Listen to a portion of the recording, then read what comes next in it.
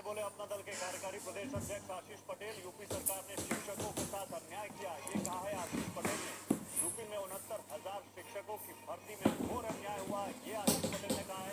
शिक्षकों की भर्ती में आरक्षण नियमों की अनदेखी, ये कह रहे हैं आशीष पटेल। मैंने सीएम योगी को चिट्ठी लिखी थी, कोई सुनवाई नहीं हुई, ये कहा है अपना दल के कार्यकारी प्रदेश अध्यक्ष आशीष पटेल। अपना दल के कार्यकारी राष्ट्रीय अध्यक्ष आशीष पटेल हमारे साथ हैं, उनसे बात करते हैं। आशीष जी, ये जो 69,000 शिक्षकों का मामला है, वो लगातार ये डिमांड कर रहे हैं कि उनके साथ अन्याय हुआ है। शिक्षकों की भर्ती में आरक्षण का उनको लाभ उस हिसाब से नहीं मिला है जो उनको मिलना चाहिए। आपका दल इसे जोर शोर से उठा रहा है, आपको क्यों लगता है कि उनके साथ अन्याय हुआ है?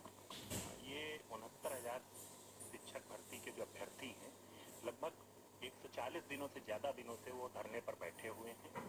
हमारी नेता आदरणीय अनुप्रिया जी ने इस मुद्दे को भाजपा के शीर्ष नेतृत्व के सामने काफी मजबूती से रखा हुआ है, परंतु बहुत खेद के साथ मैं कह रहा हूं कि इन पिछड़े वर्ग से आने वाले अभ्यर्थियों की मांगों पर सरकार द्वारा कोई भी ध्यान नहीं दिया जा रहा है।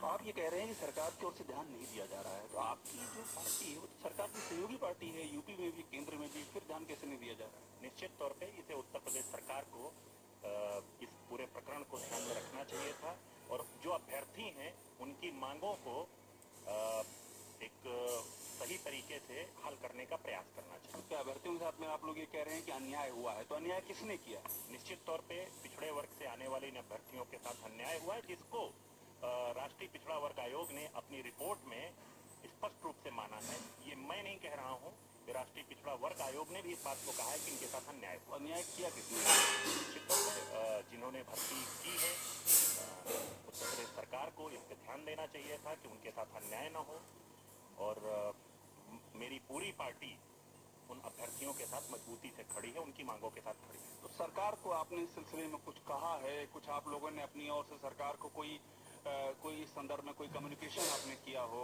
क्या रिस्पॉन्स रहा? जब इन अभ्यर्थियों को साथ जब इनको राष्ट्रीय पिछड़ा वर्ग आयोग ने इनको ये बताया था कि इस पूरे प्रकरण में कि इन अभ्यर्थियों के साथ अन्याय हुआ है, तो मैंने स्वयं माननीय मुख्यमंत्री जी को इस पर एक पत्र भी लिखा था और विभिन्न मौकों पर हमारी पार्टी की ओर से हमारी नेता मैंने स्वयं भाजपा के शीर्ष नेतृत्व के सामने इनकी चिंता रखी। आपके पत्र पर सुनवाई हुई? अभी तक तो नहीं हुई, अगर हुई होती तो ये अभ्यर्थी इतने परेशान नहीं। आप ये कह रहे हैं कि आपने 69,000 इन अभ्यर्थियों की मांग आपने उठाई, लेकिन उस पर कोई सुनवाई नहीं? निश्चित तौर। अब आपका अगला कदम? हम अभी इस पर हमने फिर सरकार से, कल भी वो अभ्यर्थी हमारे यहाँ आए थे, हमारी आपके माध्यम से और अपने उनमें से भी मैं एक मान कर रहा हूँ कि इन अभ्यर्थियों के साथ न्याय किया जाए। ये पिछड़े वर्ग के आने वाले वो अभ्यर्थी हैं जिनके माँ बाप को इनसे बड़ी आशा रहती है। तो आखिरी सवाल है, जो आपकी और बीजेपी के बीच में साझेदारी की बात चल रही सीटों को लेकर के, क्या उसमें ये 69,000 का ये भी एक मुद्दा रहेगा कि इसको सॉल्व किया जाए? उस समझौते के लिए जरूरी है कि इसका समाधान निकाला जाए? निश्चित तौर पे हमारे लिए प्रथम प्राथमिकता के तौर पर है कि पिछड़े वर्ग से आने वाले जिस पिछड़े वर्ग ने उत्तर प्रदेश की सरकार बनाने में सबसे महत्वपूर्ण भूमिका अदा की है, चाहे 2017 हो, चाहे 2014 हो, चाहे 2019 हो, उन पिछड़े वर्ग के साथ अगर अन्याय होगा तो हम उन पिछड़े वर्ग के लोगों के साथ। राजनीतिक तालमेल के लिए जरूरी है कि इस मामले का समाधान? निश्चित तौर पे, ये एकदम क्लियर है? निश्चित तौर से। अपना दल के कार्यकारी राष्ट्रीय अध्यक्ष हैं, एकदम क्लियर कह रहे हैं कि ये जो 69,000 शिक्षकों की भर्ती का मामला है, इसका समाधान होना चाहिए। उनके साथ में अन्याय हुआ है और इसका समाधान जो समझौते की बातचीत चल रही है उसके लिए बहुत ही जरूरी मानक है।